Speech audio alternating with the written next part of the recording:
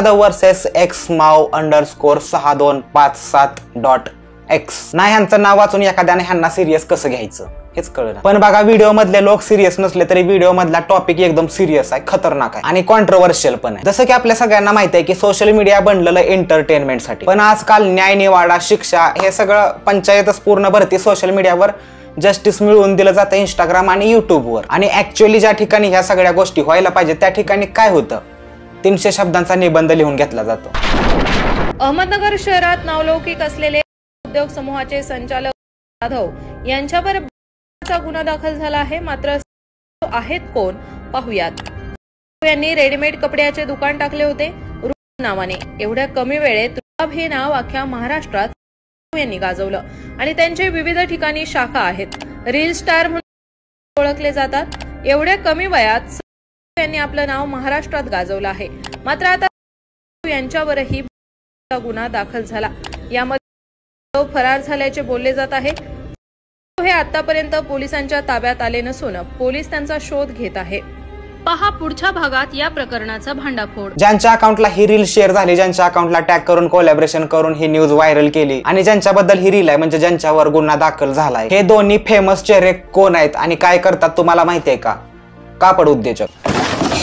या दिलेल्या बातमीनुसार local news चॅनलच्या बातमीनुसार यांच्यावर गुन्हा दाखल झालाय पण अजून सिद्ध नाही झाला आणि आरोपी फरार आहे. आपल्या देशात पहिल्यापासून असंच चालू आहे, गिल्टी अंटिल प्रूव्हन इनोसंट. आता असं नका समजू की मी कोणाच्या सपोर्ट मध्ये बोलतोय किंवा कोणाच्या विरोधात बोलतोय. आज या दोन्ही रील स्टारची कॉन्ट्रोवर्सी चालू आहे. बरोबर कोण, चुकीचं कोण, गुन्हेगार कोण हे तुम्हाला वेळ सांगेलच आणि वेळेनुसार आपल्याला कळेल. पण जशी जशी वेळ पुढे जाईल जसा जसा हा मॅटर वाढत जाईल आपल्याला सगळ्या गोष्टी क्लिअर होतील. पण या सगळ्यापेक्षा मोठी गोष्ट काय माहितीये का? सोशल मीडियावर मिळणारा क्लाउट आणि प्रसिद्धी. नाही जास्तीत जास्त काय करायचं आहे, महिनाभर स्वतःचा कमेंट सेक्शन बंद करून ठेवायचं आहे. फॉलोअर्स तर वाढतायत आणि रीच पण वाढते, अजून काय पाहिजे? आणि कॅप्टन जॅक स्पॅरो तर म्हणलेलाच की बदनाम झालं म्हणून काय झालं, नाव तर झालं ना.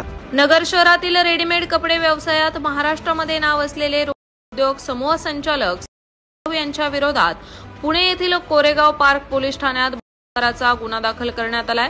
सर्वांनी पीडित महिलाशी जवळीक साधत कोरेगाव पार्क येथील हॉटेलवर घेऊन केला असल्याचा आरोप पीडित महिलांनी फिर्यादीत म्हटले आहे. तसेच महिलेच्या व्हायरल करण्याची धमकी फिर्यादीत नमूद करण्यात आलेली आहे. पूर्ण स्टोरी तुम्हाला न्यूजवाल्यांनी सांगितली. मी आता काय तुम्हाला स्पेशल वेगळं सांगणार नाही आणि मला काय वेगळं माहित पण नाही. जे आहे ते हेच आहे. टीआरपी साठी न्यूजवाले कोणत्या थराला जातील आणि एखाद्या माणसाला पाडायला लोक कोणत्या थराला जातील काय गॅरंटी नाही. जर मी चुकीचा नसेल किंवा मला ह्यांच्याबद्दल थोडीशी कमीच माहिती आहे कारण मी तुमच्याकडे ह्यांना फॉलो नाही करत, तर ह्यांच्या 108 पेक्षा जास्त शाखा आहेत. म्हणजे ज्यावेळेस मी बघितलं त्यावेळेस 108 होत्या, आता 200च्या वर गेले असतील माहित नाही. पण समजा ह्यांच्या 108च्या वर शाखा आहेत आणि हे सो कॉल्ड कापड उद्योजक आहेत, तर त्यांच्यासोबत कळत न कळत 108 गरीब श्रीमंत कुटुंब जोडलेले आहेत. त्यांचा धंदा ह्यांच्यामुळे चालतो किंवा ह्यांच्या नावावर चालतो. आता ह्यांचं काय खरं आणि काय खोटं ते ह्यांनाच माहिती, पण ह्यांच्या नावाबरोबर ह्यांचा धंदा नका जोडू.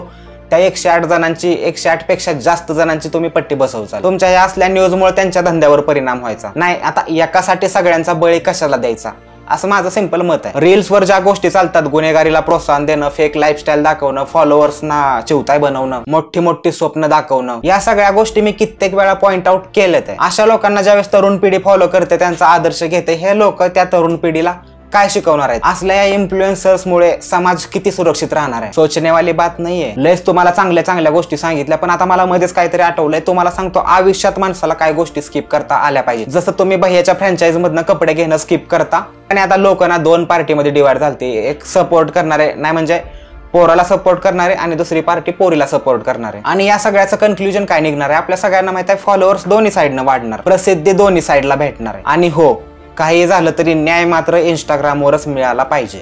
दाणे टाकून कबूतर पकडता येतात, गरुड नाही.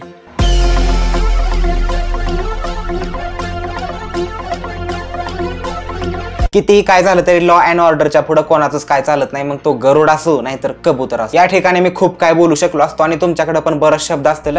मला बंद नाही, पण तुम्हाला नाही. तुम्ही कमेंट सेक्शन मध्ये 2-4 शब्द फेकून मारू शकता. पण कोणालाही असं जज करण्याच्या आधी थोडंसं थांबत जावं. काय सांगावं भविष्यात कोण कल्टी मारल, कोण पलटी मारल, टांगा पलटी घोडं फरार. तुम्हाला तर माहितीच आहे कसा असतो विषय. त्याच्यामुळे कमेंट सेक्शन मध्ये जाऊन कोणाच्या शिव्या देणं किंवा कोणाला काय म्हणणं ह्या गोष्टी जरा टाळा थोड्या दिवस. असो, तो विषय थोडासा बाजूला ठेवूया. तुमच्या फेमस कापड उद्योजकाचं रहस्य जाणून घेऊया स्वतः कापड उद्योजकांकडून. जे पण मिळतं कष्टानं मिळतं. नशिबाच्या भरोशावर तेच बसतात ज्यांच्यात कष्ट करायची धमक नसते. त्यामुळं मी कसा आहे ते मलाच माहिती आहे. माझी बदनामी करून तुम्हाला काय भेटणार नाही. कापड व्यवसायात जे एवढं कॉम्पिटिशन वाढले ह्याच्याबद्दल तुम्हाला काय वाटतंय? माझ्याच क्षेत्रात येऊन तुम्ही माझी बराबरी करायला निघालात. विसरला वाटतं. माझंच बघून तुम्ही या क्षेत्रात उतरलाय. मला वाटलं मराठी युवा उद्योजक वाढावे याच्यासाठी तुम्ही खूप धडपड करत असाल. हे बघ भाऊ, चेष्टेचा भाग जरा बाजूला ठेव. आतल्या गोष्टी कोण सांगत नाही तुम्हाला, पण मी सांगतोय नाही का.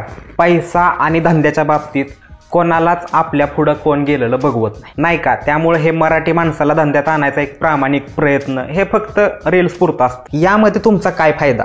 कसं आहे ना शेट, आयुष्यभर जरी मी कपड्याच्या घड्या घालत बसलो तरी घंटा काय होणार नाही. तुला पण माहिती आहे, तुम्हाला पण माहिती आहे आणि मला पण माहिती आहे. मराठी पोरांना जर युवा उद्योजक नाही बनवलं तर आमच्या फ्रँचायझी कोण घेणार? आमच्या फॅक्टरीत बनणारा ब्रँडेड माल, ज्याला आम्ही स्वतः ब्रँड म्हणून ब्रँड केलाय नाही का, त्याला काही H&M मध्ये विकायला ठेवायचा का?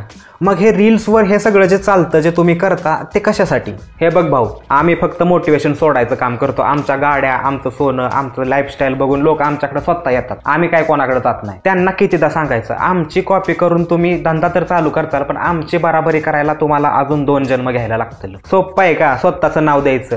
फक्त 4 लाखात फ्रँचायझी देतोय, जास्त नाही. जास्त काय नाही भाऊ, फक्त 150 ते 200 पोरं तिथं फ्रँचायझी ओपनिंगला गर्दी करायला आली पाहिजे. ती 2 बेस 2 टॉप लावायचं कंपल्सरी. DJ असला पाहिजे, फुल लाइटिंग आणि फटाकं नाही का. त्याशिवाय ओपनिंगला जातच नाही आपण. पहिल्या लॉटचा माल पण आपण स्वतः भरून देतोय, पण दुसऱ्या वारीचा नाही बरं का. त्याच्यासाठी पैसे द्यायचं. लय पण फालतू लाड करत नाही आपण. आत्ताच आम्ही स्वतःचं प्रोडक्शन सुरू केलं. घराच्या मागं फॅक्टरी टाकली.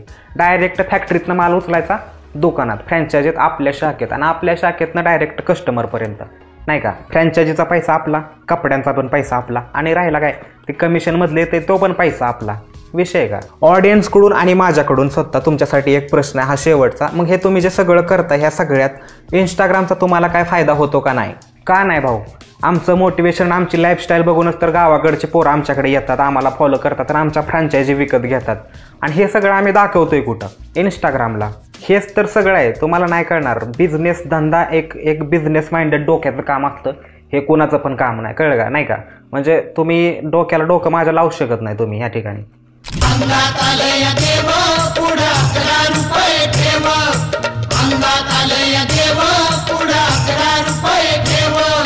ही झाली नाण्याची एक बाजू. नाण्याची दुसरी बाजू पण रील स्टारच आहे, आणि महत्वाची गोष्ट म्हणजे ती पण एक कापड उद्योजकच आहे, आणि तिला पण फेमस नाही व्हायचं, लोकांसाठी फेवरेट व्हायचं आहे. हारताना शेवटचा प्रयत्न असा करायचा, एकतर खेळ बदलला पाहिजे, नाहीतर आयुष्य. ह्याच त्या महान व्यक्त्या ज्यांनी त्या XYZ मुलीसाठी आवाज उठवला होता. आता ती मुलगी कोण आहे, काय आहे, ते हे सगळं ह्यांनाच माहिती. आणि जे बाकी आपल्यासारख्या सर्वसामान्य लोकांना माहिती असायला पाहिजे ते न्यूजवाल्यांनी सांगितलंयच, लोकल न्यूजवाल्यांनी. आता मला एक प्रश्न पडतो की हे सगळं एवढं जर खरं चालू आहे तर करू दे ना लोकांना कमेंट. न्यूज चॅनलवाल्यांनी कशाला कमेंट सेक्शन बंद करून ठेवलंय? लोकांना व्यक्त होण्याचा एक चान्स मिळाला पाहिजे. तुम्हाला माहिती नसेल तर ह्यांचा 90% फॅनबेस खेड्यापाड्यातली पोरं आहे जी ह्यांना अंधाधुंद फॉलो करते, ती एकदम ब्लाइंडली. आणि ह्यांच्याबद्दल माझ्यासारखं कोण वाईट बोललं, ह्यांना क्रिटिसाइज केलं की कचाकच फोन आणि मेसेज करून धमक्या देते. ती शाखा आहे नांदेडला आहे माझी. मी प्रॉपर नांदेडचा आहे. बर. आणि त्याला कोणी फरार केला? तुम्ही केला का? सगळ्यांनी आम्हीच केलेला आहे. अरे देवा देवा देवा, छान बातमी मिळाली. छान बातमी ना. 2 दिवस फक्त. ऐक ना, एखाद्या, मला काय म्हणायचं माहिती का, 2 दिवसांनी मी तुला पण घेणार आता समोर. विषय काय माहिती का भाऊ, तुम्ही लपवलं ना. एक गोष्ट ऐक ना भाऊ, तू काय म्हणला आता, आम्हीच लपवलं शाखेवाल्यांनी. एक मिनिट. किती नंबर शाखा आहे तुमची? मी काय म्हणतो, 48 शाखा नंबर 48. ओके. ऑनर नेम काय तुमचं पूर्ण? फॅन्स लोकांनी समजून घ्या, तुमच्या उलट्या सुलट्या कामांनी, उलट्या सुलट्या कमेंट्सनी जर तुमच्यावर हे वारं फिरलं तर तुमचा फेवरेट इन्फ्लुएन्सर तुम्हाला बाहेर काढायला, तुम्हाला वाचवायला नाही येणार. त्यामुळे हे असल्या मॅटरपासून लांबच राहावं. आपल्याला एक फॅमिली, आपल्याला घर आहे, आपल्याला ते पण सांभाळायचं आहे. जे चुकीचं आहे त्याला ते बघून घेतील कायदा आणि व्यवस्था. कोण चुकीचं आहे आणि कोण बरोबर आहे ह्याचं ओपिनियन आपण नाही देऊ शकत सोशल मीडियावर. आणि एखाद्याला असं उगाच फोनवरनं धमक्या देऊन काहीच भेटणार नाही. हम खडे तो सरकार से बडे अशी मानसिकता ठेवणाऱ्यांचं नेहमी नुकसानच झालंय, लक्षात घ्या. माझ्या व्हिडिओनं किंवा तुमच्या कमेंटने ह्या गोष्टी थांबणार नाहीत. जे झालंय ते चुकीचंच आहे, मला पण मान्य. आणि जर टाळी वाजलीच असेल तर टाळी एका हातानं वाजत नाही, हे पण लक्षात घ्या. या व्हिडिओमध्ये आपण फक्त हा टॉपिक डिस्कस केलाय ना, आपण याच्यावर काय ओपिनियन दिलंय ना, आपण यांना रोस्ट केलंय. सोशल मीडियावर ज्या गोष्टी चालत असतात त्या गोष्टीवर आपण रिॲक्ट करत असतो. खरं काय खोटं काय वेळेनुसार सगळ्यांना समजल त्या दिवसाची आपण पण वाट बघू. प्रत्येक व्हिडिओमध्ये आपण लोकांच्या बोकांडी नाही बसत. जाता जाता तुम्हाला एकच गोष्ट सांगतोय, डोंट बी कमेंट वॉरियर्स. तुमच्या माझ्या कमेंटनं आणि तुमच्या माझ्या ओपिनियननं गोष्टी बदलत नाहीत. फक्त अकाउंटची रीच वाढते आणि फॉलोअर्स वाढतात. कोणाबद्दल हेट नाही, जे चाललंय ते चांगलं चाललंय, आपण फक्त बघायचं काम करतोय. आणि आपल्या पब्लिकला मला सांगायचं, कधी कधी असल्या व्हिडिओ पण बघायला शिका. प्रत्येक वेळेस ब्रुटल रोस्ट करून नाही चालत, निकाल लागू द्या ते पण करू. भावांनो, परत एकदा आठवण करून देतोय, आर्यनचा सॉफ्टवेअर मिळवायचा चान्स सोडू नका. डिस्क्रिप्शन मधल्या लिंकवर क्लिक करा, आर्यनला सांगा माझ्याकडून आलाय. मी तर दाखवलंच 45,000 रुपये कसे कमवले. एक पाऊल तुम्ही पण उचला. लावा गाणं. तू शांती ठेव, पण मी त्या रंबेला पटवणार आहे. काय दान काय तो अशी बी दिसतीस तशी बी दिसतीस, काय तुझ्या रूप